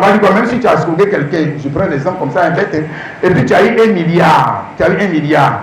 Bon, il y a avantage dans ça, mais c'est un avantage qui est trop petit. Qui est petit. Par rapport à quelqu'un qui, lui, il a accepté d'être esclave de Jésus-Christ. Il a plus d'avantage que toi. Bon, maintenant, comme le péché t'a tellement aveuglé, tu crois que tu as eu avantage. Tu n'as rien eu. Tu n'as rien eu. Parce qu'un jour, tu vas mourir. À ton maître, si ton maître ne peut pas t'empêcher de mourir. Et même si tu meurs, ton maître n'est pas un rédempteur. Un rédempteur qui peut racheter de la mort. Il ne peut pas. Il ne peut pas. Mais là, on fait comment? Il dit non, les beaucoup d'adeptes vont prier. D'accord? Attends ma prière. On va prier. Puis tu vas sortir. Tu vas aller au paradis. Ne t'en fais pas. Il faut voir comme ça. C'est vrai. Nous parlons des plus grandes et des plus précieuses promesses relatives à l'esclavage. Parce que dans l'esclavage, comme on va le voir, il y a des avantages. Il y a des inconvénients, avantages, inconvénients. Mais nous parlons de l'esclavage sous la seigneurie de Jésus. Alléluia. C'est là l'homme intelligent. C'est là l'homme sage. L'homme stupide. C'est l'homme qui continue de se battre contre Jésus pour être libre. Ouais, il est libre. Ouais, tu es fort. Maintenant, si tu as réussi à être libre, on va dire que tu es malheureux. Tu es malheureux. Si tu as réussi. Je sais pas, il y a des gens qui sont battus puis ils ont vaincu Jésus. Jésus n'est pas vaincu. Non, Jésus n'est pas vaincu. Ils ont vaincu Jésus. Donc ils sont libres de faire ce qu'ils veulent. Il est libre de faire ce qu'ils veulent. Il n'est pas heureux. Il est malheureux. Lui là, il est malheureux. Parce qu'il a perdu, il perd les avantages qui sont sous la seigneurie de Jésus. Ouais. Et l'esclave de Jésus, c'est vrai qu'il perd des droits. Il perd ses droits parce qu'il a vu en Jésus des droits qui sont plus grands. Il ne peut pas avoir les deux. On dit on ne peut pas servir 2 maîtres. Il ne peut pas avoir 2 maîtres. Je prends pour lui là, je prends pour lui là. C'est quelle façon de faire ça? Toi-même, ta femme, est-ce qu'elle peut être ton esclave, ta servante, et puis en même temps, elle se couche avec un autre garçon parce qu'elle veut prendre aussi pour lui? Est-ce que toi-même, tu vas accepter ça? Ah! Mais comment nous, on peut se croire plus intelligent que Dieu? C'est que nous-mêmes, on est tout petits, on refuse, on veut que Dieu lui l'accepte. Que lui n'a qu'à accepter. Pourquoi on dit que non, lui, il a amour. Et toi aussi, ce n'est pas amour. On n'a qu'à te faire sans voir. Ah, quand même. Toi aussi. Sois sérieux. Car comme sa divine puissance nous a donné tout ce qui contribue à la vie et à la piété, au moins de la connaissance de lui qui nous a appelés par sa propre gloire et par sa vertu, lesquelles nous assurent de sa part les plus grandes et les plus précieuses promesses, afin que par elles vous deveniez participants de la nature divine en fuyant la corruption qui existe dans le monde par la convoitise. C'est ce qu'on a vu avec Rahab la prostituée. Fuir pour aller être esclave. C'est la seule solution. C'est la seule solution pour t'en sortir. Fuir pour aller où? Pour aller être esclave de Jésus. C'est la seule solution. Aussi. En fuyant ou en échappant. Il y a l'esclavage du monde. Et puis moi-même, je peux mettre volontairement, ça c'est pas quelqu'un qui me contraint, volontairement, je dis Jésus, je capitule devant ta seigneurie. Je capitule. Parce que je ne veux pas mourir. Mais oui, je ne veux pas. Je veux vivre. Et puis je veux la bénédiction que tes esclaves ont. Je veux ça. Les plus grandes et les plus précieuses promesses sont dans l'esclavage sous la seigneurie de Jésus-Christ. Alléluia. Non, ne sont pas dans l'esclavage sous la seigneurie du péché. Non, ne sont pas dans l'esclavage sous la seigneurie des blancs. Ne sont pas dans l'esclavage sous la seigneurie de l'argent. Ne sont pas dans l'esclavage, le frère, même sous la seigneurie de l'éternel Dieu. Non. L'éternel Dieu, c'est avec esclave, on a vu ça, non? Mais tu n'as pas vu. Si, vous avez esclave. Non, on ne veut pas. On ne veut pas la seigneurie de l'éternel Dieu. On ne veut pas la seigneurie de Jéhovah Jireh. il y avait Chiquenou, comment vous l'appelez. Non, non. Nous voulons l'enseignerie de Jésus-Christ. L'enseignerie de Jésus-Christ, on a dit que c'est là que l'homme a été sauvé à un grand prix. Je lis ça, notre débat. 1 Corinthiens 7, le verset 21 à 23. Il dit que as-tu été appelé étant esclave, ne t'en inquiète pas. Mais si tu peux devenir libre, profite-en plutôt. Car l'esclave qui a été appelé dans le Seigneur était l'affranchi du Seigneur. De même, l'homme libre qui a été appelé était l'esclave de Christ. Ce qui m'intéresse, le verset 23. Vous avez été racheté à un grand prix. Vous avez été racheté à un grand prix de devenir pas esclave des hommes. Mais est-ce que Jésus aussi n'est pas un homme? Ah, tu vois, non. Mais il lui parle de quel homme? Les sauvages là. Non. Non. L'homme charnel diabolique. Non. Ou on va dire, mais ne deviens pas toi-même esclave de tes propres désirs.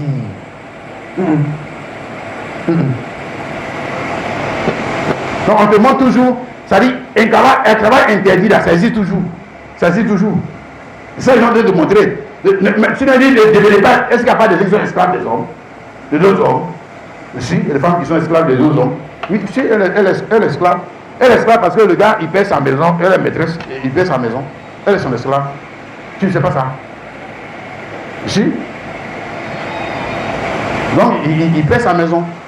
Voilà. Et comme elle s'est vendue, elle a vendu sa dignité, elle a vendu son orgueil, elle a vendu sa fierté. Elle s'est vendue. À qui il met à cet homme qui a fait de son esclave. Mais comme nous sommes dans un monde comme nous sommes devenus des aveugles, on dit on marche sur la tête, on dit si tu veux marcher sur les pieds, on dit que c'est toi qui n'es pas normal. Que tu regardes tout le monde marche sur la tête. Et pourquoi toi tu veux marcher sur les pieds?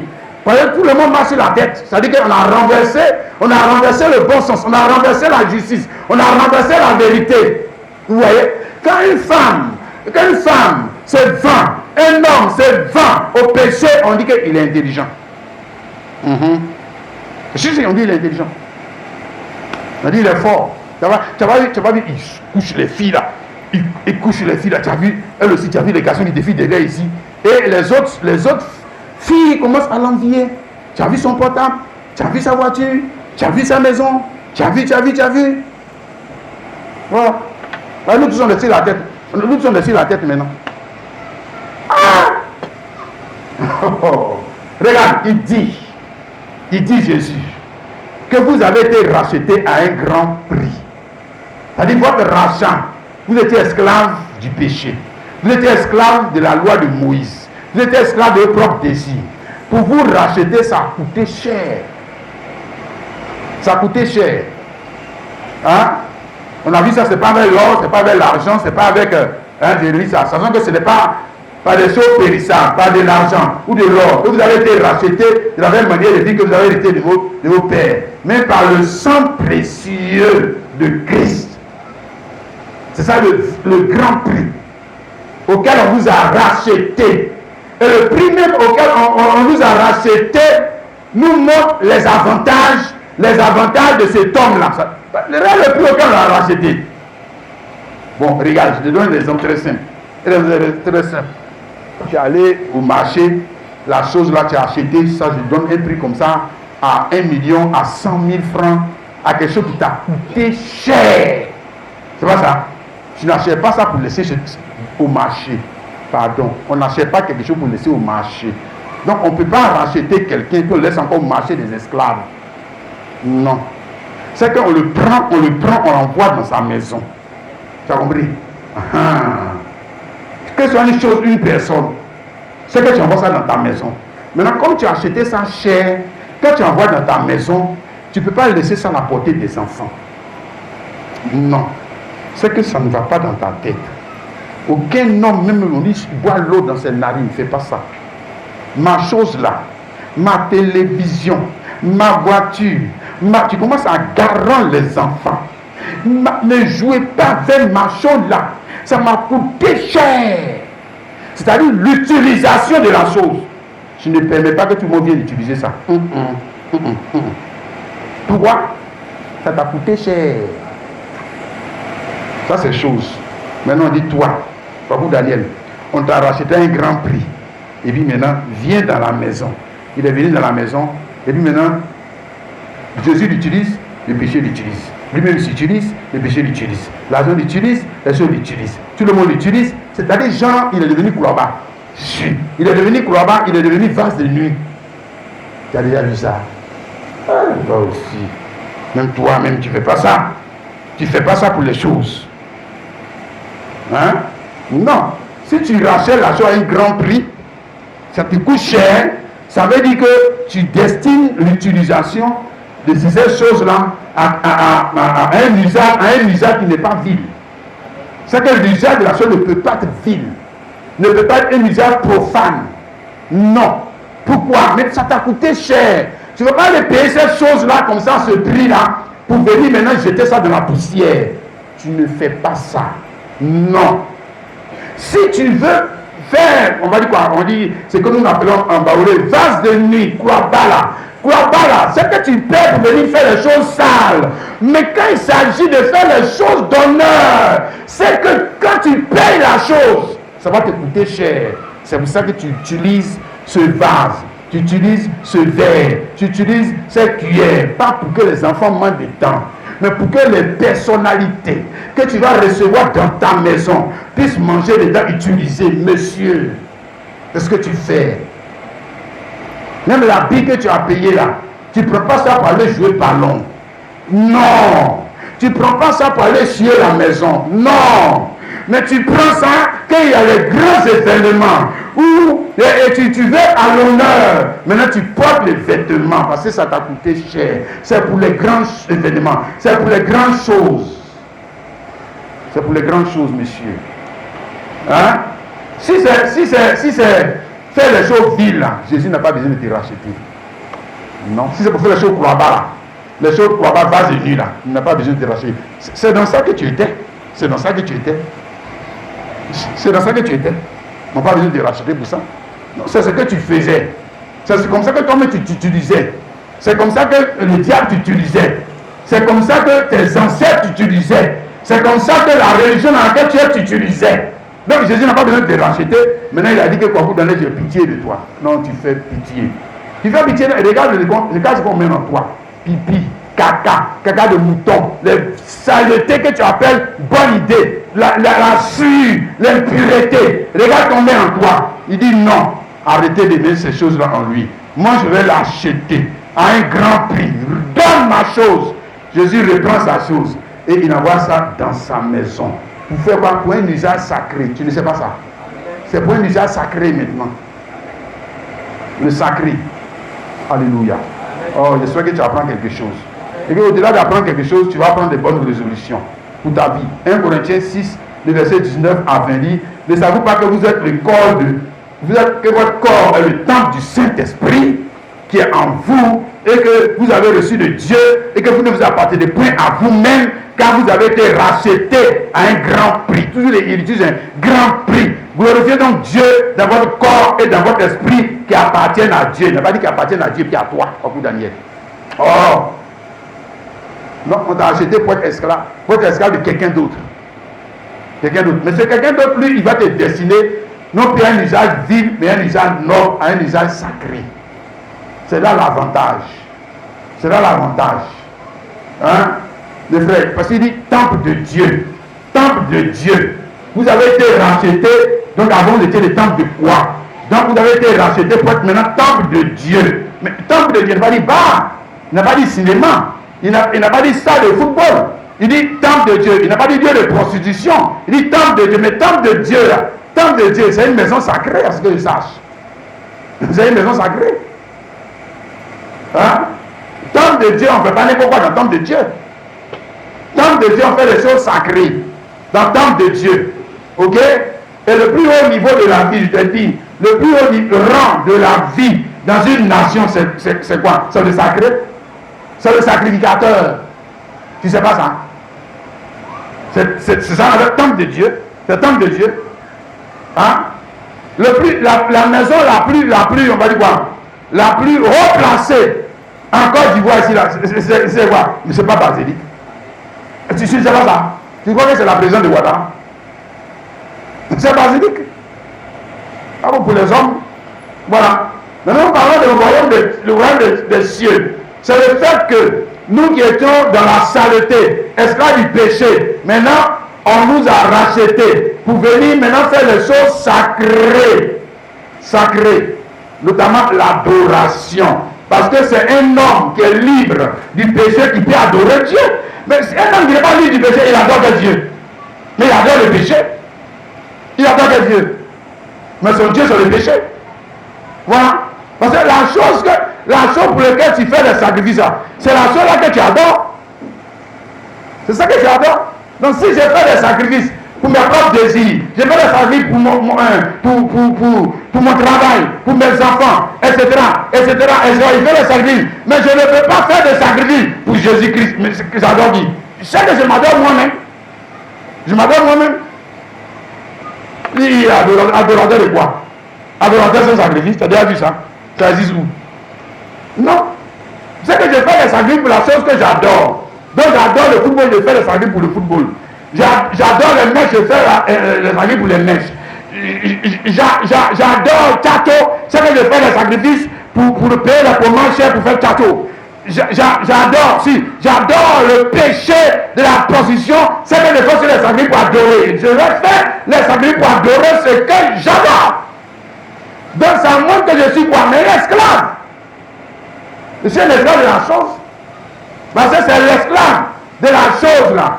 Et même un Dieu d'Ibi, un Dieu quoi que je ne sais. Mais qui sont ceux qui l'adorent? C'est l'esclave. C'est l'esclave qui va l'adorer. Ah, toi aussi. Mais c'est ceux qui ont capitulé devant sa doctrine. C'est ceux qui sont ses adorateurs. Bon, maintenant Jésus-Christ, le Seigneur de gloire, le Seigneur, le Dieu tout-puissant, qui va l'adorer? Qui est son adorateur? Mais il faut d'abord qu'on le rachète du péché. Et puis il devient esclave de Jésus-Christ. Voilà. Maintenant on le destine. Dès qu'il est esclave, même un esclave, là, je te dis, les blancs là, quand ils sont venus, ils prennent nos parents pour être esclaves. Est-ce qu'ils les ont laissés au marché des esclaves? On t'envoie au marché des esclaves. Maintenant le maître, c'est le maître, il vient, il te paye pour t'envoyer dans sa maison. Tu ne sais pas ça? Oui. Et puis il t'envoie dans son champ. Donc il te destine à faire quoi? À fructifier ses affaires. Voilà. Tu es son esclave. Ok? Et puis les avantages, ils sont dedans, c'est pour toi. Si les avantages, les gens, c'est pour toi. Voilà. Maintenant, on dit Jésus-Christ. Lui, maintenant, il va te racheter. Et puis, il te rachète sans t'envoyer dans sa maison. Il te rachète sans t'envoyer dans son sang. Vous voyez que non, qu'on est racheté pour venir seulement à l'église. De quelle sorte d'esclavage tu me parles alors? De quelle sorte de Seigneur est-il alors? Un Seigneur qui n'a pas de maison, un Seigneur qui n'a pas de champ. Donc il n'a pas de besoin. Pourquoi il a racheté? Pourquoi Potiphar est allé acheter Joseph pour l'envoyer dans sa maison? Pourquoi? Et puis il n'a pas envoyé ailleurs, à ce que je sache.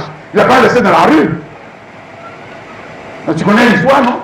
Il l'a envoyé dans la maison. Et puis maintenant, c'est Joseph qui s'occupait de ses affaires. Regarde, il faut bien lire la Bible là.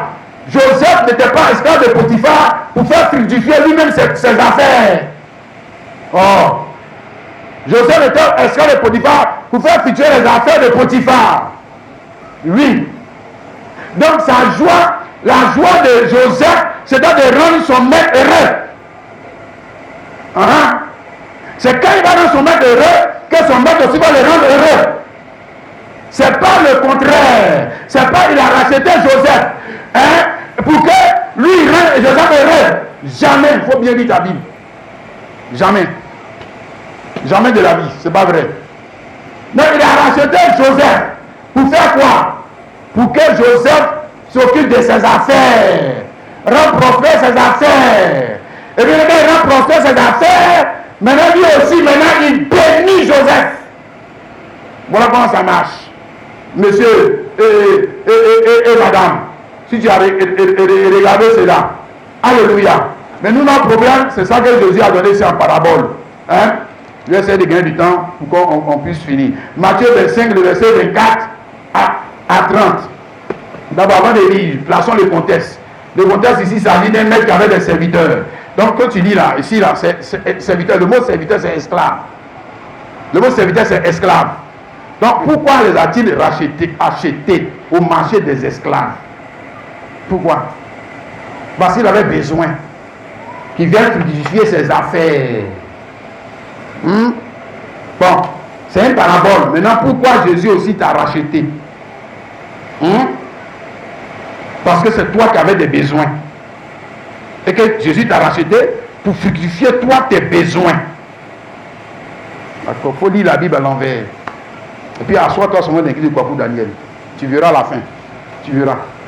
Hein? Regarde, c'est une parabole.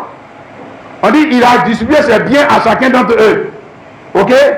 Et puis maintenant, chaque esclave a quelque chose à faire pour les intérêts de qui? De qui? Du maître. Mais tu es un esclave, non? Non, tu travailles pour les intérêts de qui? L'argent que tu gagnes, c'est pour les intérêts de qui? Les enfants que tu as, c'est pour les intérêts de qui? Hein? La prospérité qui te suit, d'ailleurs, est-ce que tu ne pries pas? Est-ce que tu ne pries pas pour que tes affaires prospèrent? Mais pour les intérêts de qui? De qui? Maintenant, ton maître n'a pas de droit. C'est toi seulement qui as des droits. Et il n'a pas de devoir aussi. Le chrétien n'a pas de devoir, n'a pas de droit, n'a pas de devoir. Donc il est quoi? Il est tous esclaves du péché, c'est tout. Il n'a pas de droit, n'a pas de devoir. Regarde, les deux autres là, tu connais l'histoire, non? Voilà, ils ont mis en valeur les biens de leur maître. Ok? Et puis quand ils sont venus, ils rendent compte, le maître a dit à chacun, bon fidèle serviteur, entre dans la joie de ton maître. C'est pas ça? Le dernier là, qui allait cacher, comme nous on fait là, il allait cacher les biens de son maître. Il allait cacher la parole de son maître. Il allait cacher, ça dit que Jean, tu vois, donc, quand il sort, quand il est ici là, il est chrétien. Quand il sort d'ici là, il a honte de dire aux gens qu'il est chrétien. Si, parce que s'il dit à la petite là qu'il est chrétien, il va perdre des privilèges. Il a honte. Il a honte de dire. Parce que il cache. Il cache l'évangile. Il cache la parole. Mais il veut les avantages qui sont relatifs à l'esclavage sous la servitude. Ça, il veut ça. Il veut ça. C'est-à-dire, il veut aller au ciel, il veut t'enlever, il veut la protection du maître, il veut la bénédiction du maître, il veut la santé, il veut la prospérité du maître, il veut ça. Il veut ça. Mais le travail qui est lié à sa position d'esclave là, et puis la souffrance il y a dedans là, et puis les sacrifices sont dedans là, il ne veut pas. Ça, il ne veut pas. Il ne veut pas. Mais il veut les avantages liés au fait d'être esclave. Ça, il veut. Ça, il veut ça. Voilà. Mais le travail qui est relatif à l'esclave de Jésus là, il ne veut pas. Il ne veut pas. Parce qu'il y a travail dedans. Il y a souffrance dedans. Maintenant, si tu vois, je remarque, lui, quand il vient, la première chose qu'il fait, c'est ce que nous tous on fait là. Il a toujours des justifications pour ne pas faire ce que son maître dit de faire. Toujours. Toujours, hein. Il fait trop chaud. Je suis malade. Je n'ai pas le temps. J'étais fatigué.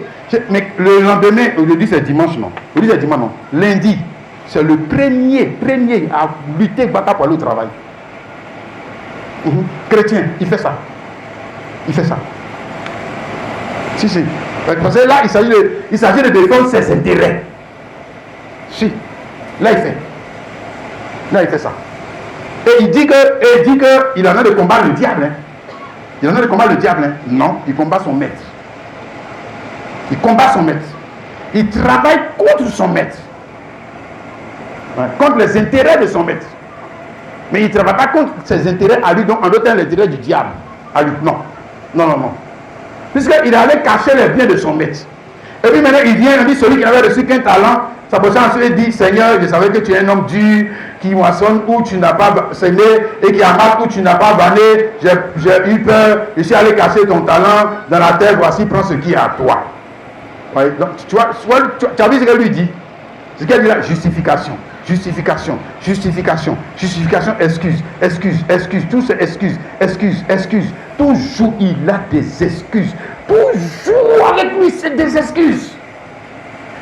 C'est-à-dire, en d'autres termes, il ne fait rien par l'esprit de liberté. Non. Si tu vois qu'il fait quelque chose, c'est qu'il est contraint. C'est qu'il est contraint. Il ne fait rien par l'esprit de liberté. Non. Ces jeunes esclaves là, c'est eux là, les blancs, tapez là. Vous dites ça, c'est eux. Vous voyez? Il faut les taper. Et souvent, Jésus est obligé d'utiliser la force pour le rendre malade. Taper sa femme, taper ses enfants, taper. Quand il commence à voir le malade, il va venir. Pasteur, on n'a qu'à prier. Vous voyez? C'est-à-dire qu'il faut, lui là, voyou, il faut qu'on mette le feu derrière lui pour qu'il fasse ça. Voilà. Il ne fait rien par l'esprit de liberté. Non. Et il dit que Jésus m'a libéré. Jésus t'a libéré. Et puis on est obligé de te forcer. Pour que tu fasses. Regarde. Verset 26. Regarde comment Sommet le qualifie. Serviteur méchant et paresseux. Et j'espère que ce n'est pas toi et moi. Serviteur, mais il a pu appeler serviteur, mais il a mis qualificatif pour lui là. Serviteur, il a dit que toi tu es un bon et fidèle serviteur. L'autre est bon et fidèle serviteur. On a regardé celui-là, il dit que serviteur méchant, paresseux. Tu as vu ce qu'il a mis devant? Paresseux. Parce que c'est le paresseux qui trouve toujours des excuses. C'est trop dur. Il trouve toujours des excuses. Toujours des justificatifs. Je viens de me marier. Je viens d'acheter un bœuf. Je viens de faire ceci. Il fait trop chaud aujourd'hui. Aujourd'hui, il a trop plu. Mais vous le voyez, ce voyou, la même pluie là, n'a qu'à venir le jour où il va aller au travail. Il marche dedans pour partir. Bandit là, c'est dit serviteur de Dieu. Non. Ça, c'est le brigandage. On dit que l'association des malfaiteurs avec Satan pour détruire l'église de Jésus. Détruire l'église de Jésus. On appelle ça association des malfaiteurs. Regarde, verset 30. Et le serviteur inutile. Voilà, c'est ça. Serviteur, il est inutile. Jetez-le dans les ténèbres du dehors où le gars est plein de... Celui qui a dit ça là. C'est pas le même Jésus qui a dit que venez à moi, vous êtes fatigué, chargé, moi je suis plein d'amour. Mais c'est le même Jésus qui parle. C'est le même Jésus qui parle. Voilà. Donc nous, on a pris une partie du salut, la partie seigneurie de Jésus. On a pris la partie Jésus est sauveur. Mais partie seigneurie de Jésus, là, nous on ne fait rien avec ça. Non, nous on ne fait rien avec ça. Partie où Jésus dit Jésus, Seigneur est sauveur. Seigneur, là, nous on a gommé ça dans la Bible. Non, on ne fait pas le Seigneur. Non, il est Seigneur pour voir mes besoins. Il est Seigneur de moi l'argent. C'est genre comme un guichet automatique, quoi. Voilà, un guichet automatique. Donc 50 000, Jésus. Tu vas me dire, Jésus, j'ai besoin de ça. Jésus, j'ai toujours besoin. Jésus, il faut regarder pour solde de tasse. Quand Jésus est venu, il n'a pas dit Jésus a besoin de ça. Il dit, Jésus, qu'est-ce que je dois faire? Jésus, je dois faire quoi? Qu'est-ce que je dois faire? T'es-tu déjà posé cette question? T'es-tu déjà posé cette question? Il a appelé serviteur inutile. C'est-à-dire que ce monsieur, on lui a donné la parole.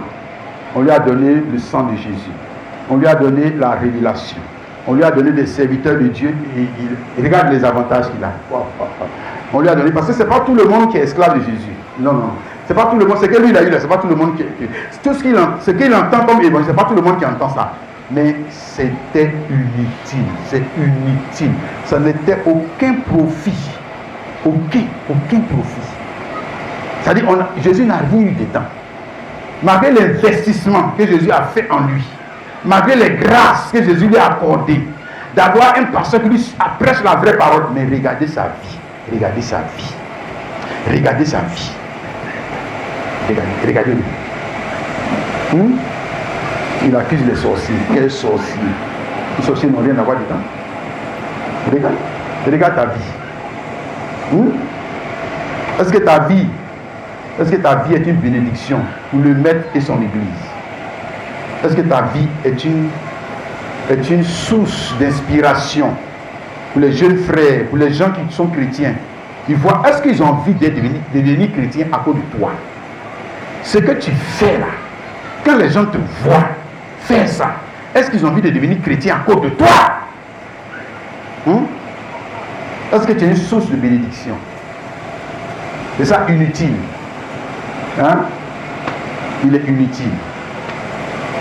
C'est-à-dire, c'est comme un enfant à qui on a donné toutes les faveurs, on a donné toutes les grâces pour qu'il réussisse à l'école. Il a eu des opportunités, puis quand même il est dernier. Aïe. Et puis maintenant il accuse le sorcier. Aïe. Quel sorcier? Oh, inutile. Tous les efforts qu'on a faits, ça n'a servi à rien. À rien. À rien. Pourquoi? Parce que vous avez un serviteur. Est-ce qu'il a dit non, méchant et paresseux? Il est méchant et paresseux. Il est méchant. C'est vrai. Mais quand on dit méchant, il a tué quelqu'un. Il a tué quelqu'un.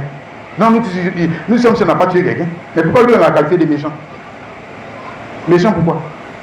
Mais méchant parce que c'est qu'on t'a donné là, c'est pour que ça, à partir de toi, ça peut fructifier. Mais est-ce que la parole est fructifiée à cause de toi? Est-ce que l'évangile gagne du terrain à cause de toi? Est-ce que les âmes sont converties à cause de toi? Est-ce que les gens sont bénis à cause de toi? Le frère, la soeur? Ou bien les gens sont maudits? Tu es une pierre d'achoppement sur leur chemin. À cause de toi, les gens ne veulent pas se convertir. Ils ne veulent pas se convertir. Puis que les chrétiens sont des hypocrites, des menteurs. À cause de toi. Comme la Bible dit, à cause de vous, la parole de Dieu est blasphémée. Ou bien à cause de vous, la parole de Dieu prospère. Quelle sorte de serviteur tu es? On va dire aussi, qui est ton maître? Qui est ton maître? Qui est ton maître? Qui est ton Seigneur? Qui est ton Seigneur? Qui est vraiment ton Seigneur? Ah, les frères. Luc 6, et puis on va s'arrêter là. Luc 6, il y a beaucoup de choses à dire. Luc 6, le verset 46. Jésus dit, pourquoi m'appelez-vous Seigneur, Seigneur, et ne faites-vous pas ce que je dis? Pourquoi? Pourquoi l'appelons-nous Seigneur, Seigneur, et puis on fait ce que nous-mêmes on fait? C'est quelle sorte d'esclave ça? Un esclave qui fait ce qu'il veut. Ah non, ça qui n'est pas esclave. Non, ça qui est libre. Un esclave fait ce que son maître dit. Mais mieux, même ce que son maître n'a pas dit, il le fait. Parce que l'esclave, j'ai dit, il trouve son plaisir que quand son maître est heureux. Quand son maître est heureux. C'est comme ça que lui, après, il est heureux. Mais si son maître est malheureux, l'esclave ne doit pas être heureux. Son maître ne peut pas être en train de pleurer et puis lui danse. Non. Son maître ne peut pas être triste et puis lui, il est heureux. Non. Ce n'est pas un bon esclave. C'est un hypocrite. Mais si l'esclave est heureux, c'est parce que son maître est heureux. Alléluia. Oh, que Dieu nous aide, mon frère, ma soeur. Que Dieu nous aide, mes bien-aimés. À sortir de la religion. À sortir des traditions. On est assez venu à l'église. Les frères, il est temps de laisser Jésus nous vaincre. Il est temps de laisser Jésus te vaincre. Il est temps de déposer les armes. Tu l'as assez combattu. Il est temps de dire, Jésus, je dépose les armes. Je veux me plier devant ta Seigneurie. Que veux-tu que je fasse? Que veux-tu que je fasse? Peu importe ce que ça va me coûter, mais je vais le faire. Parce que je crois que c'est dans ta Seigneurie que se trouvent tous les avantages. Tous les avantages. Tous les avantages. Alléluia. On va s'arrêter là. On va sauter le 211. On l'avait déjà chanté. Jésus